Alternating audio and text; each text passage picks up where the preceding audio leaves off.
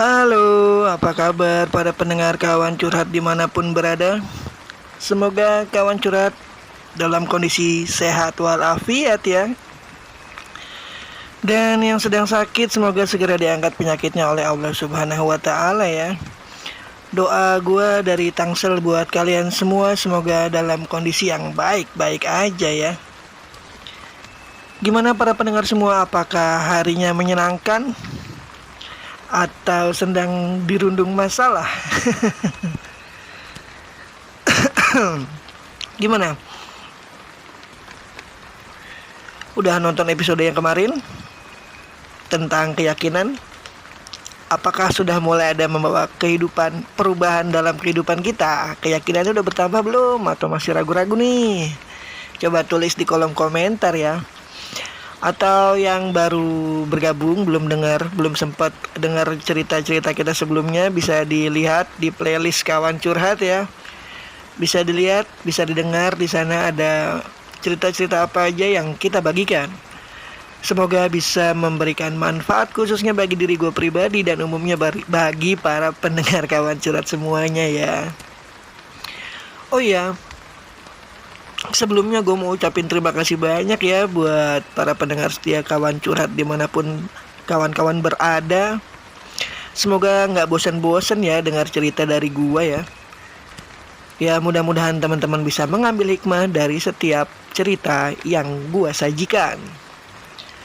Dan teman-teman juga bisa berinteraksi dengan kita dengan cara komentar di kolom komentar, lalu bisa ikut memberikan ceritanya juga. Teman-teman bisa bercerita via email, via DM Instagram gue, via inbox di Facebook gue, sama WhatsApp Japri gue pribadi ya. Nanti kita angkat ceritanya. Semoga teman-teman di sini bisa mendapatkan pelajaran dari cerita teman-teman yang gue angkat di kawan curhat. Oke, tanpa banyak basa-basi lagi, tentunya para pendengar kawan curhat udah gak sabar ya mau angkat cerita apa lagi nih si Rizky. Baik, tanpa berlama-lama lagi, kita dengarkan ceritanya.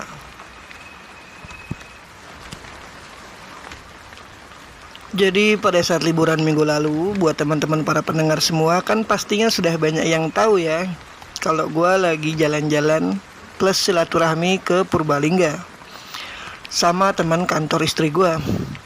Tapi karena istri guanya ragu-ragu, akhirnya gue telat 1 hari deh berangkat ke Purbalingga. Jadi gue baru sampai Purbalingga sekitar jam 6 pagi.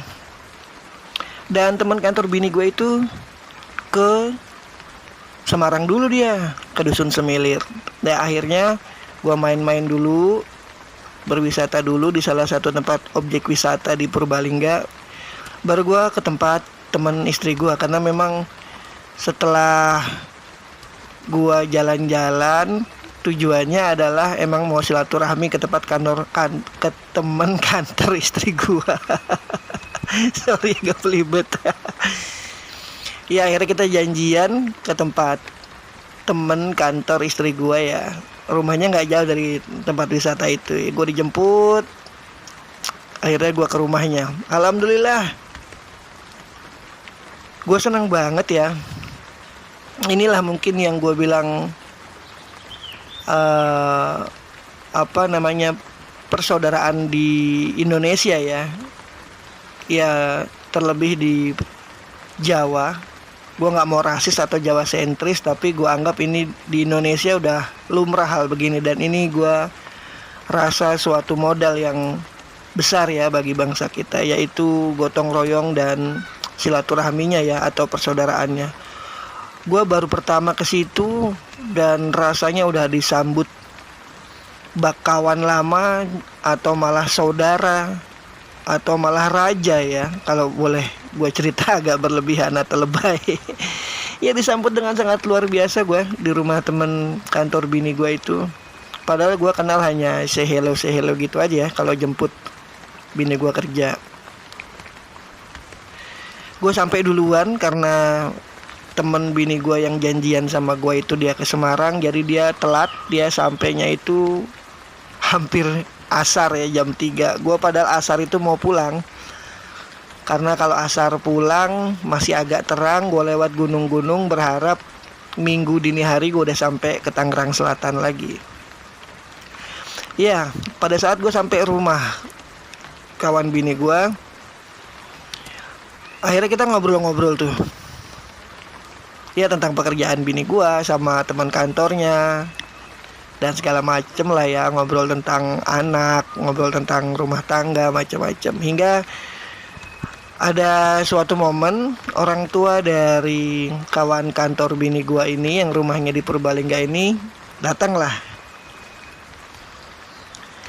Usianya kurang lebih ada 50-an lah ya, bapak-bapak gitu, tapi belum sepuh lah ya, masih sehat, masih segar. Dan di Purbalingga itu, gue teman-teman yang udah pernah atau ada yang asal dari sana, tempatnya enak banget. Sama puncak mungkin 11-12 ya, atau lebih asik di sana sama Bromo ya, namanya di pegunungan ya. Tanaman di mana-mana, tanaman sayur, tanaman buah. Wah, pokoknya hal ini gua nggak dapet di Tangsel deh pokoknya. Makanya itu kunjungan gue yang kedua, dan gue kemungkinan bakal masukin itu ke list perjalanan gue kalau gue pulang kampung ke Jogja, ke Purworejo ya. Gue akan lewat situ ya. Enak banget tempatnya. Iya, setelah ngobrol panjang, akhirnya gue ngobrol sama orang tuanya teman bokapnya teman kantor bini gue itu ya. Bapak itu bilang endingnya, "Mas, anak saya yang satu tolong bilang-bilangin," katanya, "kalau bisa segera menikah." Wah, gue kaget ya. Oh, anak si bapak masih ada yang belum menikah tuh. Akhirnya gue coba inget-inget lagi. Oh iya, kawan kantor bini gue, iya ya, ada yang belum menikah beberapa ya. Memang kalau secara usia mungkin yang paling tua itu hampir 30 tahunan cowok, dan ada satu lagi hampir 30 tahunan cewek. Ada lagi sih yang mungkin 40 tahun ya. Dan memang gue beberapa kali menemukan fenomena ya, kawan curhat semua, teman-teman yang udah cukup umur tapi memang belum ditemukan jodohnya ya. Ya memang kalau masalah itu gue juga agak sedikit tricky ya menjelaskannya. Yang pasti gue mau cerita saat ini, kalau si bapak itu intinya resah. Beliau menceritakan keluh kesah dalam hatinya, menceritakan ke gue. Nggak tahu gimana awal mulanya, gue juga lupa gue. Tiba-tiba dia bilang, "Mas, tolong kalau ketemu anak saya di kantor bilang-bilangin," gitu. Ya gue bilang juga, "Gimana ya Pak? Ya kalau itu kan masalah jodoh susah juga." Ya pada dasarnya dia bilang gini, ya sebagai orang tua pengennya bisa melihat anaknya mentas ya, kalau dalam bahasa Jawa itu, atau mentas itu apa ya? Ya berumah tangga lah, atau udah keluar dari rumah, atau udah dewasa gitu ya, sebelum si bapak itu tutup usia. Di situ gue terenyuh, di situ gue speechless ya, gue nggak bisa ngomong apa-apa lagi kalau udah ada pesan dari orang tua gitu ya. Ya memang budaya tiap-tiap daerah berbeda ya. Seperti budaya hitan di episode keberapa itu gue lupa. Bagi kami orang Jawa, hitan itu udah agak dewasa kawan. Bener gak? Gue sendiri tuh liburan kelas 5 SD, naik kelas 6 baru hitan. Dan ada teman gue juga, si Otnay, baru masuk SMP pada saat MBS atau ospek di SMP baru hitan. Tapi mungkin di budaya Sunda, hitan itu usia muda sudah hitan ya. Anak di sini di Tangsel ya ada yang baru lahir atau ada usia masih belum TK gitu udah dihitan ya, karena beda-beda. Begitu juga dengan pernikahan kawan. Di Jawa itu ada yang mungkin lulus SMP sudah nikah, karena khawatir atau bagaimana, ya itu kita mesti hormati ya tiap-tiap budaya di tiap-tiap budaya di tiap-tiap daerah maksudnya. Kalau di budaya kawan-kawan para pendengar curhat, kawan curhat semua gimana? Apakah sama?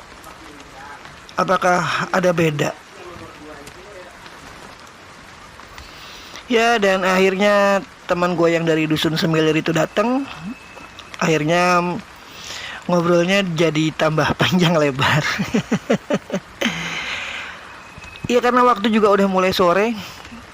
Anak gue juga udah mulai rewel ya. Abi ayo pulang, aku udah kecapean dan segala macam, udah nangis-nangis, udah dirayu jajan, semuanya udah nggak bisa. Akhirnya aku mohon maaf harus pamit. Tapi karena teman bini gue yang asal dari desa situ banyak ya, dan udah jadi budaya di sana, jadi gue harus nyambangi mereka satu-satu untuk pamit ya. Keliling dulu gue kayak lebaran. Ini persis di kampung gue di Purworejo juga gitu. Kalau gue mau ke suatu tempat, di tempat paman gue misalnya, lek gue nggak bisa tuh. Kalau udah ketahuan pasti bude gue semua, mbah gue, ponakan, sepupu harus mampir kamu. Wah, yang tadinya gue pulang ke Jakarta ke Tangsel pengen tangan kosong lagi, nggak bisa tuh. Udah pasti karung-karungan tuh gue pulang kalau dari Purworejo tuh. Dibawain pisang, dibawain kelapa, beras, waduh penuh. Bukan apa-apa sih, gue terima kasih, cuman gue bingung bawanya. Ini persis di Purbalingga juga gitu. Gue keliling ke rumah saudara-saudaranya temen kantor bini gue itu ya. Wah, pulangnya gue dibawain macem-macem semua hasil kebun, luar biasa. Terima kasih banyak. Terima kasih banyak ya buat teman-teman saudara-saudara gue di Purbalingga. Gue doain semua kita sama-sama sukses dan bahagia ya. Gue pulang ke Tangsel, mobil gue udah kayak mobil sayur bro. Sayur buah, alhamdulillah sih manfaat banget. Gue bagi-bagiin tetangga, saudara di sini. Temen pendengar cawan curhat semua masih mau. Udah habis oleh-olehnya dari Purbalingga. Dengan satu, gue juga pamit ke bokapnya teman gue itu. Iya pak, nanti insya Allah saya coba sampaikan gitu ya amanatnya. Gue berasanya dititipin amanat gitu ya. Apa ini berlebihan apa enggak gue nggak tahu ya. Dan momen-momen gue dititipin amanat oleh orang tua gini nggak hanya satu kali. Dulu pada saat masih baru-barunya nikah ya, di tongkrongan, mungkin kalau teman-teman ingat, apalagi khususnya tongkrongan laki-laki ya, tapi gue rasa mungkin tongkrongan cewek juga sama. Kita tuh kayak gini, wah dia udah nikah, lu kapan? Gua kapan gitu. Bener gak? Akhirnya mulai tuh terdegradasi itu satu-satu, tereliminasi. Oh dia udah nikah, oh udah tinggal dia. Dia udah nikah, tinggal dia. Akhirnya tersisalah beberapa orang yang masih bujang di antara tongkrongan gua saat itu. Dan karena tongkrongan gue juga ya boleh dikatakan kekeluargaannya solid banget ya, karena mungkin satu komplek dan orang tuanya juga saling kenal gitu ya. Jadi kadang ya gue inget kalau gue nikah, pas gue nikah itu atau habis gue nikah gue main gitu, masih kadang nongkrong sama anak bini gue. Orang tuanya tuh kayak colong-colongan momen sama gue pada saat anaknya nggak ada. Dia bilang, Riz, bilangin tuh kapan dia mau nikah. Jadi gue kayaknya ya dijafu juga ya pas di Purbalingga diinfoin gitu juga. Gue nggak tahu ya ada ketertarikan apa mereka. Para orang-orang tua itu menitipkan pesan ke gue. Tapi ya gue berusaha semaksimal mungkin. Semoga bisa membuka atau gimana ya bahasanya ya, yang gampang dicerna ya, bisa memahamkan gitu lah, menjembatani antara keinginan orang tua dan keinginan anaknya, atau anak itu kan berarti teman-teman gue ya. Ya amanat itu gue bawa pulang ke Tangsel. Sebelumnya gue disclaimer dulu ya, gue bukan bermaksud menggurui ya. Ini kita hanya berbagi kisah aja, semoga teman-teman bisa mengambil hikmah. Iya, jadi Gue tahu persis ya gimana kondisi teman-teman gue terhadap masalah percintaannya ya. Ya persis-persis banget sih enggak. Tapi kadang ada beberapa momen-momen tertentu gitu mereka spontan cerita. Dan bokap nyokapnya juga kadang cerita ya. Entah apa karena mungkin gue terlihat lebih tua apa gimana gue gak ngerti. Ya intinya kalau dari pengalaman gue memang ada beberapa pola komunikasi yang terbatas antara orang tua dan anak ya. Gue juga dulu begitu. Jangan dianggap gue mulus-mulus aja, enggak. Gue kadang kalau dibilangin orang tua, dinasihatin orang tua juga nggak kena. Jadi orang tua gue punya metode yang unik. Apa tuh metodenya? Kadang dia bilang ke temen gue atau bilang ke siapa yang gue hormatin. Misalkan gue hormatinnya om gue nih, jadi bokap gue bilang ke om gue, jadi ntar om gue yang nyampein gitu. Sama nggak? Lewat jalur orang yang kira-kira bisa didengar nasihatnya ya. Dimana pola komunikasi anak, kadang kan anak males lah, bapak gua gitu ya, pokoknya gitu deh. Susah juga. Bener gak kawan-kawan? Ya akhirnya lewat gua, karena gua tahu persis ya gua mesti bilangin pelan-pelan.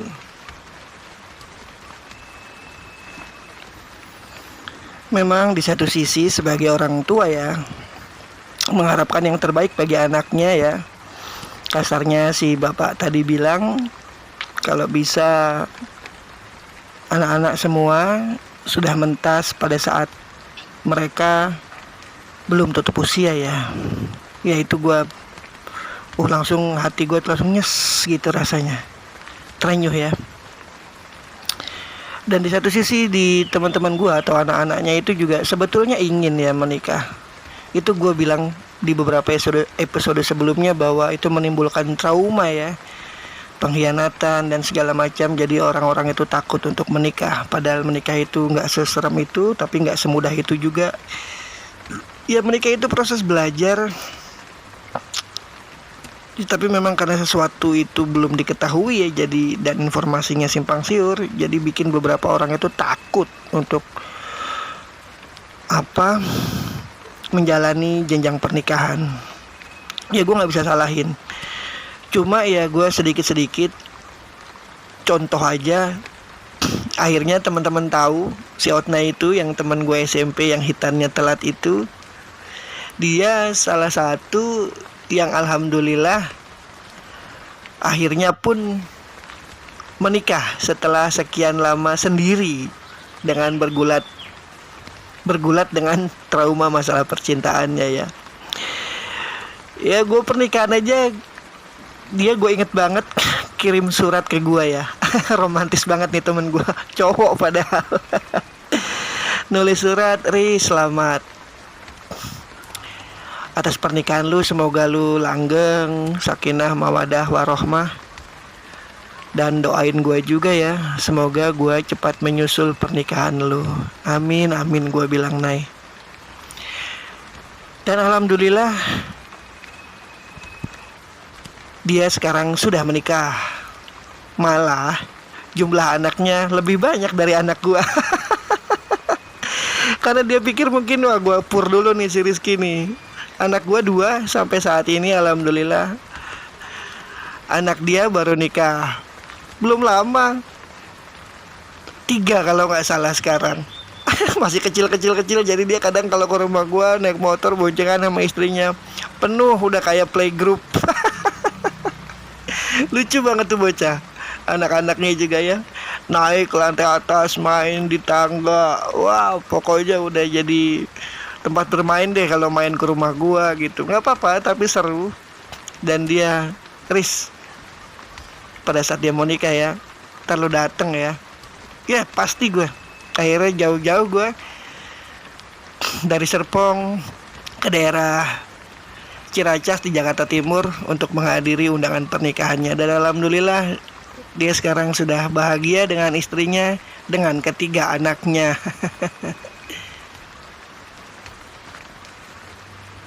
Sebelum nikah gue sempet tanya sama dia ya, pada saat dia ngomong, "Ristel, gue mau nikah gitu, tanggal sekian lo wajib datang ya."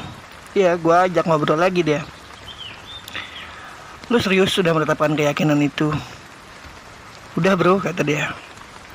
Apa yang bisa bikin lu serius akan melanjutkan ke jenjang pernikahan? Iya, dulu lu pernah bilang tentang kegundahan hati orang tua gua, ditambah pernikahan itu ibadah, gua harus lillahi ta'ala, gua harus move on. Jadi gua rasa sekarang gak ada lagi yang gua takutin kalau gua menjalankan semua proses pernikahan itu dengan didasari ibadah dan ketaatan gua sama orang tua. Anjir, luar biasa. Jawaban teman gue yang mau menikah itu dan sekarang sudah menikah punya anak 3 itu bikin gue nangis sob. Sumpah itu jawaban berharga banget. Padahal gue gak pernah bilang apa-apa. Ya gue cuma bilang, bro, orang tua lu nitip pesen gini.